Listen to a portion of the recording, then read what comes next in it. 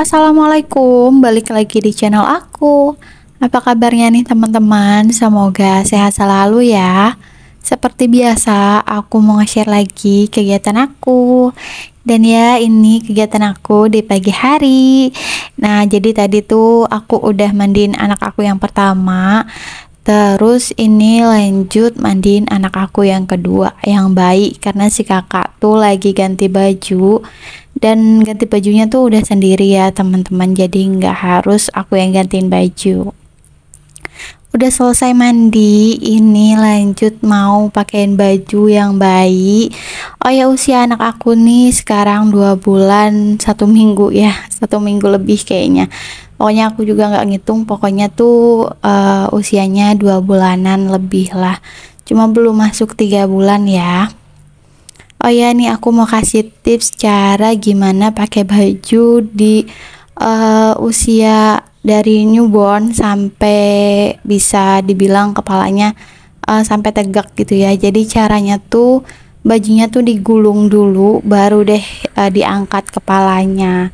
Kemarin tuh aku sempat salah pakein bajunya, kayak aku masih pegang baju terus baru aku angkat deh kepalanya, padahal itu nggak boleh banget, takut tulang lehernya itu cedera atau keseleo gitu.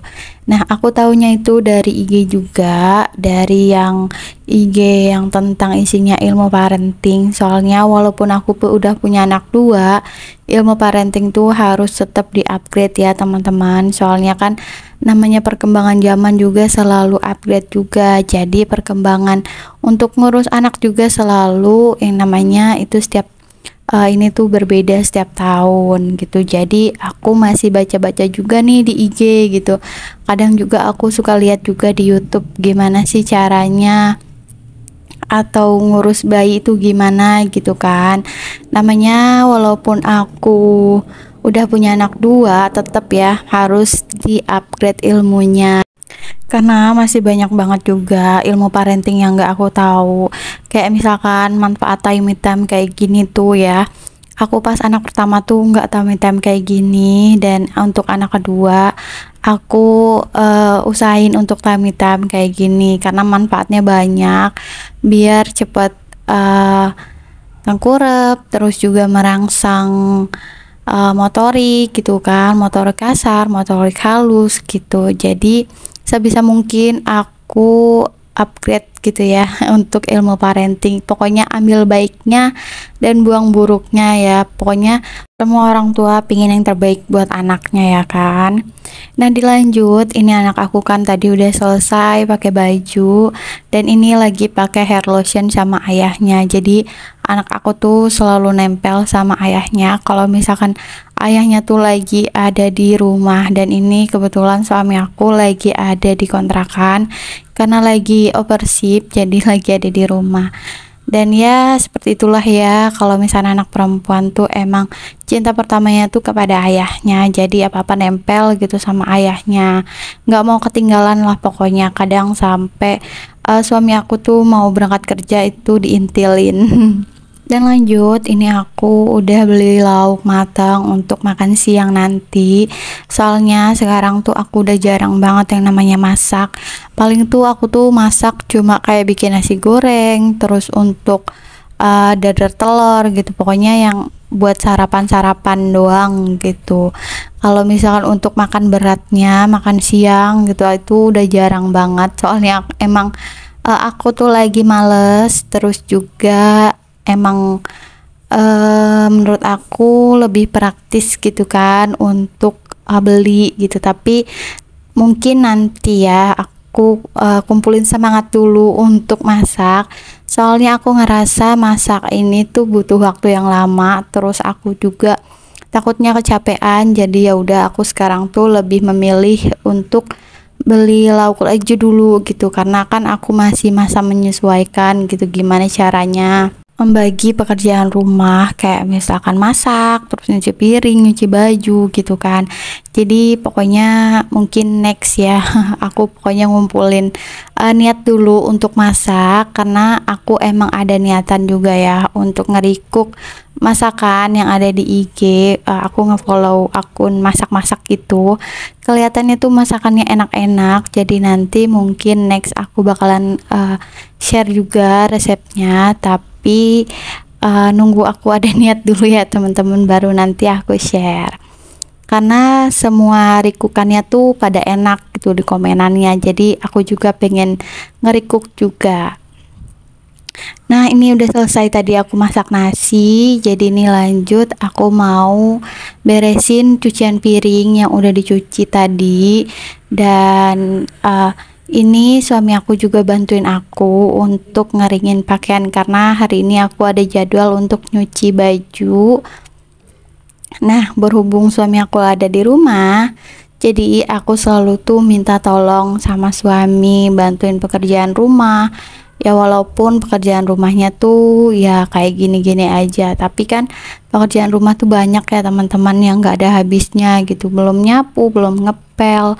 Kayak ini nih, aku lagi buang sampah, terus ini suami aku masuk dulu untuk naruh HP-nya, jadi aku tetap panggilin walaupun suami aku di dalam. Dan ini anak bayi aku lagi tidur ya di dalam sendiri karena kelihatan nih dari jendela gitu, jadi insya Allah aman, nggak gimana-gimana gitu.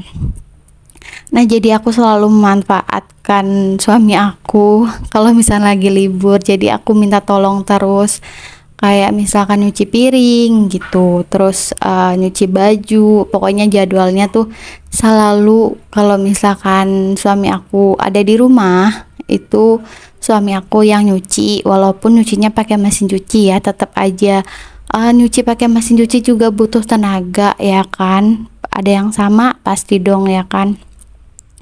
Selalu juga diomongin gitu apa mau kita, jadi biar enggak selisih paham.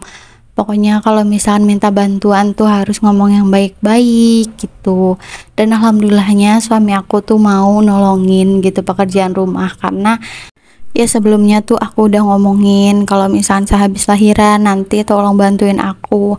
Nggak sehabis lahiran ini aja sih sebenarnya, jauh dari sebelum aku hamil juga aku udah ngomongin kalau misalkan aku tuh lagi capek gitu ya, aku ngomong sama suami aku, tolong dong bantuin ini gitu, tolong dong cuci piring gitu, tolong dong jaga anak. Pokoknya aku selalu ngomong kalau misalkan aku lagi capek gitu kan.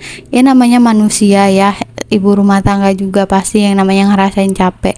Jadi aku tuh selalu aku omongin semua unek-unek aku ke suami aku, biar suami aku tuh tahu apa aja yang aku rasain gitu, nggak aku kerjain sendiri. Tapi kalau misalkan suami aku lagi nggak ada ya aku kerjain sendiri sebisa aku. Jadi ngerjainnya tuh nggak yang namanya sekaligus gitu loh teman-teman, jadi ngerjainnya ya sedikit-sedikit, pelan-pelan gitu kalau misalkan nggak ada suami aku. Pokoknya kita tuh suami istri harus ada omongan, namanya komunikasi itu selalu ya teman-teman, biar nggak selisih paham. Terus juga kalau misal minta bantuan itu ngomongnya baik-baik, jangan dengan nada yang tinggi atau marah-marah. Soalnya biasanya ya seorang suami itu kalau misal kita mintanya marah-marah itu malah dia tuh nggak pingin ngebantuin kita gitu. Jadi sebisa mungkin sekarang tuh aku koordinasiin gimana sih caranya nih biar aku dibantuin sama suami aku. Tapi emang suami aku tuh selalu bantuin sih kerjaan rumah, kayak misalkan nyuci kayak gini nih, terus juga kadang jagain anak gitu. Pokoknya kita ngerjainnya semua tuh bareng-bareng biar sama-sama enak juga, nggak ngerasa capek satu orang doang gitu. Jadi kita ngerasa capeknya sama-sama. Dan aku juga udah pernah yang namanya ngerasain capeknya kerja gimana, jadi aku tahu gitu kan. Jadi kalau misalkan suami aku nggak bantuin aku, ya mungkin suami aku tuh lagi capek. Kalau misalkan suami aku tuh lagi nggak capek, ya pasti dibantuin gitu. Nah, oke deh, segitu aja video aku kali ini ya. Semoga kalian suka sama video aku. Jangan lupa like, komen, dan subscribe-nya ya teman-teman. Wassalamualaikum warahmatullahi wabarakatuh.